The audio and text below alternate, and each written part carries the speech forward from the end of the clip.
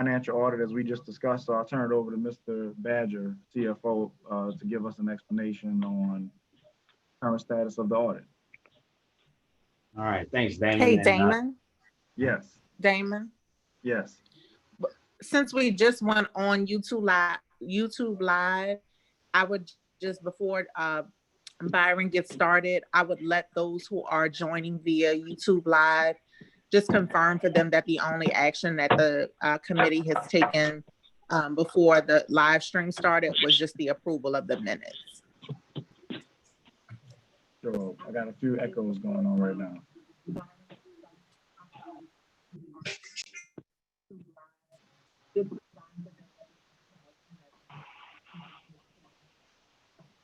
Okay. All right, so thank you. Can you hear me now? So thank you, Jade, for that point. So to public that's joining us, I apologize for the delay. The Finance Committee meeting of Finance Authority of New Orleans has just begun. The only action item taken up to this point is the approval of last month's meeting minutes, and we have two board members present, Mr. Hunter Thomas and Mr. Charles Brown.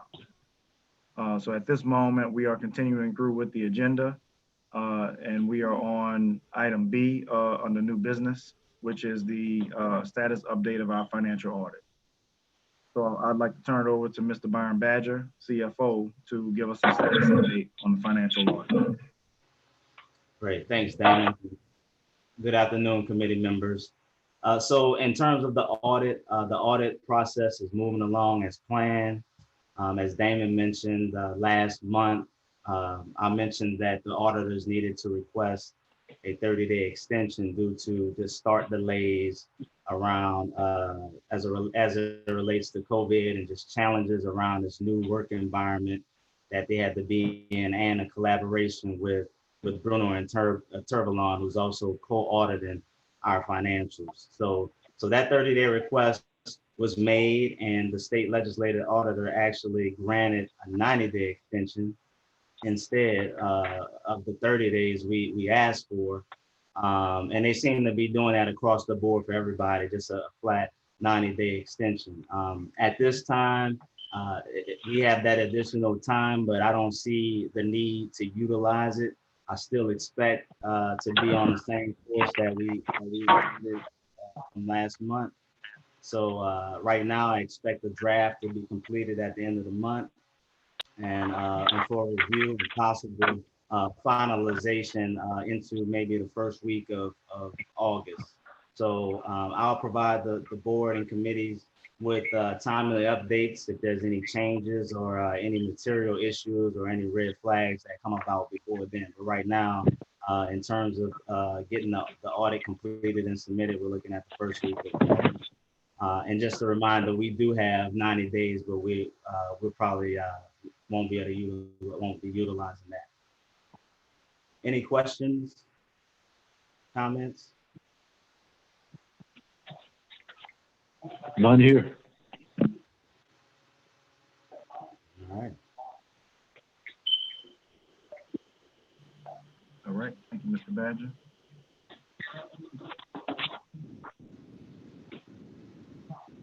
Hello? Yes, Mr. Brown, we're here. Do you have any comments to Mr. Badger's report? If we at the point of the agenda where we have the program updates of single family, multifamily, and research and development? No, so that's the programs committee. That's not on finance committee agenda. Finance, okay. Yeah. I was trying to get to the,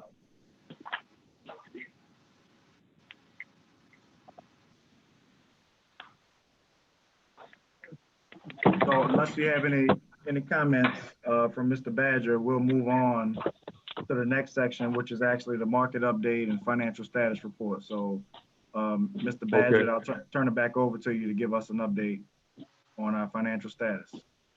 Okay, great. I know we only have a few minutes here, so I'll try to run through it pretty quickly here. So in terms well, maybe of what we'll do is under the financial status report, maybe some of it will carry over to the next meeting, because I had a couple of comments on the financial status and of particular programs. So go ahead, and then I'll give my input. Okay.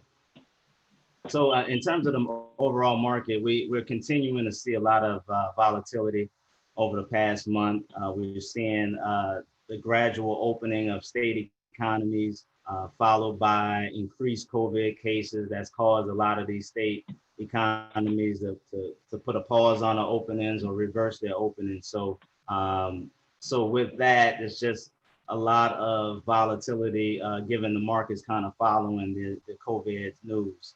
Right now, currently, the markets are kind of focused on a new possible stimulus package.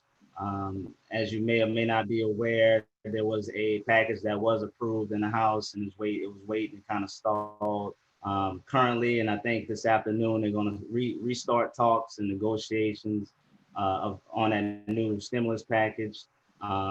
One of the key items in that package that'll be very important is the additional $600 in unemployment benefits that's set to expire at the end of this month, technically at the end of this week. But we know that with the amount of people that's unemployed, almost 30 million, that something needs to happen, or else millions of households and the economy is going to take a big hit there. So we've even seen two former Fed chairs come out and urge Congress to increase the benefits. So that kind of shows the urgent need there.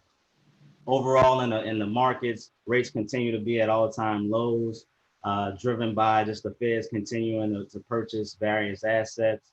The muni market has strong demand.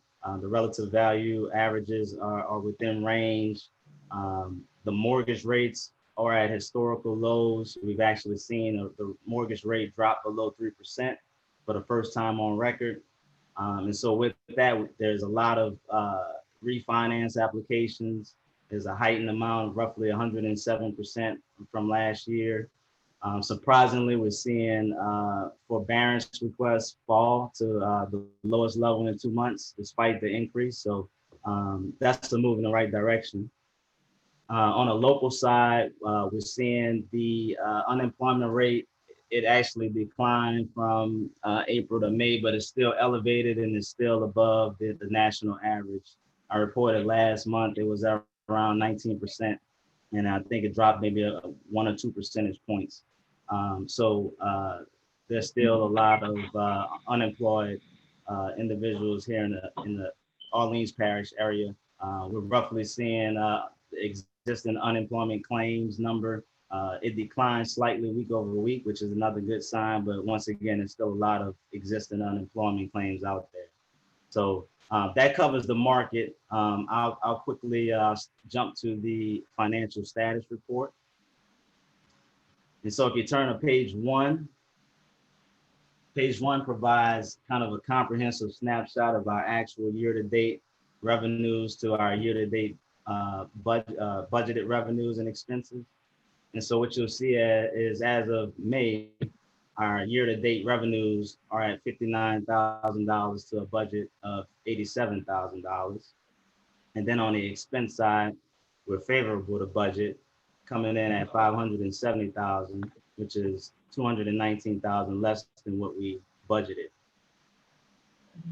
And looking at the next page, page two, this kind of provides a look into the revenue components and the drivers. And so what you'll see of that shortfall of $28,000 is driven by that multifamily program income line. You'll see the $22,000 there, which is mainly a result of us not we don't have the multifamily program started just yet, and we're launching that this month. So we'll see that line move as we start working and discussing the pipeline around multifamily. Turning to the next page is the expense components, which are mainly favorable in all categories, mainly driven by the salaries line due to some vacancies, the consultant and professional services line, and the marketing and advertising line, in which we haven't fully deployed those resources just yet as we get ready to launch. Looking at the next page, this is the Pathways portfolio. Not much movement month over month. A slight increase on the revenue side, a couple of $100 there, and on the expense side, maybe $1,000, $2,000 increase for the property taxes and expenses month over month. But the revenues are at 30,000 year to date, and the expenses are at 20,000 year to date. Next page, page 5, just provides a snapshot of the month-to-month revenues and expenses. Page 6 shows our year-over-year balance sheet comparison, and the composition remains fairly stable given the minimal activity we've had, so nothing outstanding there. And then finally, we have the summary of cash accounts, of which our total cash position as of May is 11.3, which is slightly down from the prior month of 11.4, but is within our forecasted and budgeted amount of where we intended to be at, and actually more favorable than our budgeted amount. So that kind of sums up the financial status report and all I have. So Mr. Brown, if you want to chime in with your questions and comments. Okay. All right, excellent report on the status. I mean, all the way from the stimulus package all the way up to what we're doing. My comments are really on a local basis, and some of the comments that I'm going to say, I hope they're accepted, because it relates to our programs that we're actually doing in the community. Right now, we're averaging about $70,000 as an income, and our budget is really about $600,000 above that. That's the way it is with us right now, but at least we should be able to address some of the community concerns, especially with this virus that we have going on here. So I'm making a request of the executive director along with the board on preparing some documents so as it relates itself to the community. Number one, I'd like to get a status report on the Community Support Fund from a financial standpoint. We're running about a $2 million budget a year. 10% of that would be about $200,000.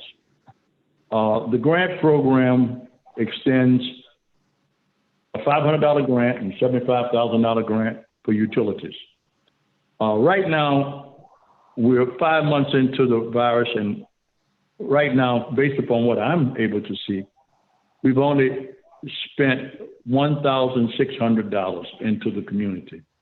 To me, that's not an indication of where we should be.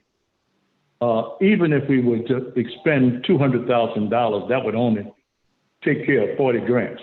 So I've got some suggestions for you. That status report that I'm requesting of our Community Support Fund program be by councilmatic district, even though it's very small at this point.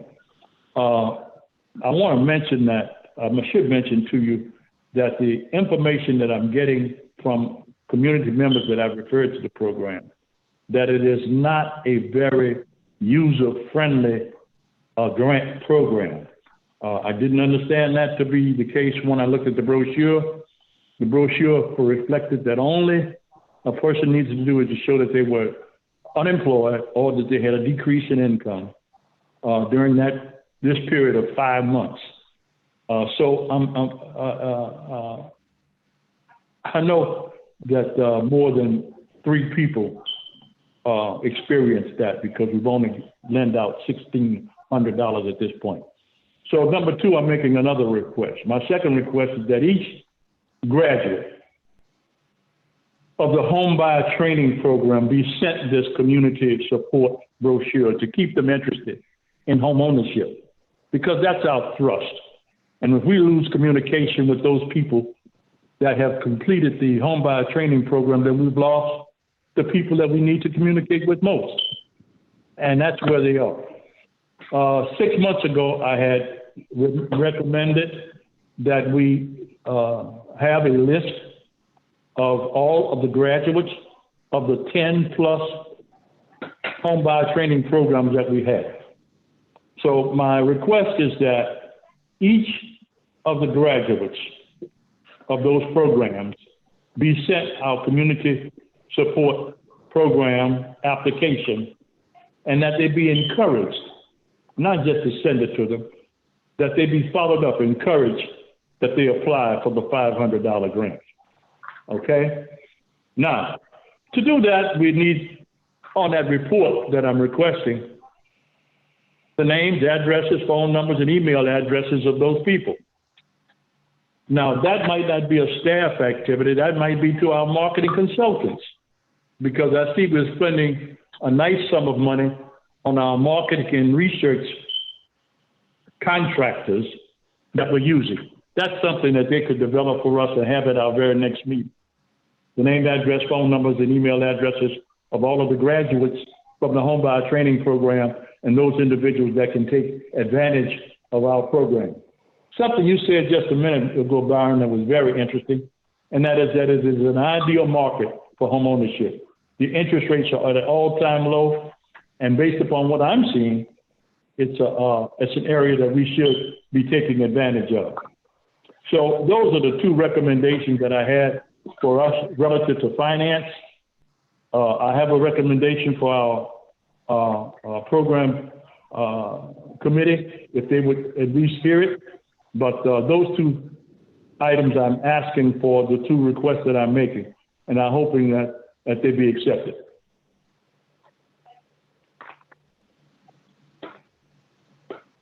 Thank you for the recommendations, Mr. Brown. So I believe most of that information we can get to you. I need to check with council to make sure that some of that information can be shared, personal information with the board, but otherwise we do have contact with the home buyer agencies as it relates to distributing money for the program. We're going to give an update on the community support fund during the programs committee. So you're welcome to join that meeting, the programs committee meeting, which is about to start, to get a more thorough update on what's going on with the community support fund. Yes, it reflects $1,600. That's all that we've been able to expend up to this point. And that, I hope, is to people that are home buyer training graduates. And I think that if we would pursue that with our marketing team, we would get a much more of a distribution of funds to the community. You know, if we're spending $2 million on our budget for programs and other activities of the authority, we should be able to get some resources into our community. So that's a recommendation. I guess I need to find out from you is whether or not I'm going to, we can get those reports. We don't need to, I don't need the reports, not the board, but we do need to email those persons and make them aware. That's a part of our service to the community, to make them aware of finance opportunities that are afforded to them. Can we do that? Yes, Thank you. no problem. You're welcome. That's all I had.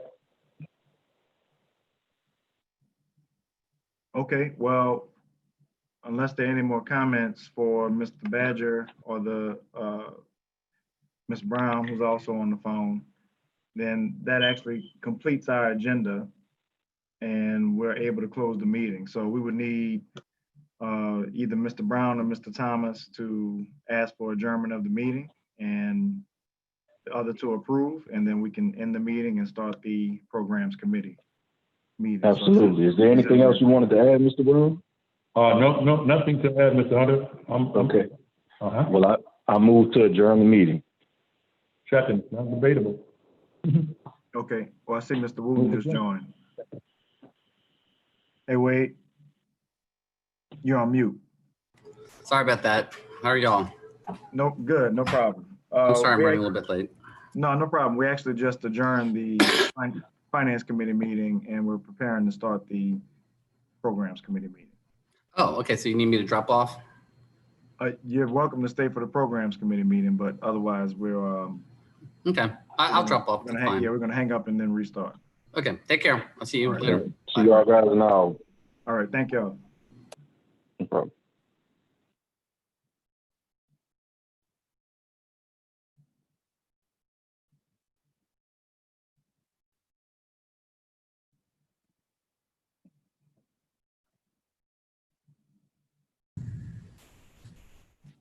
Hi, everyone.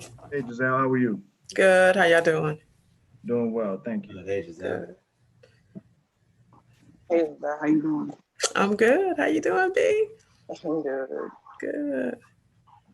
Okay, All right. I'm gonna stop this video until the other members join, Okay, and then I'll start again. Okay. okay, thanks.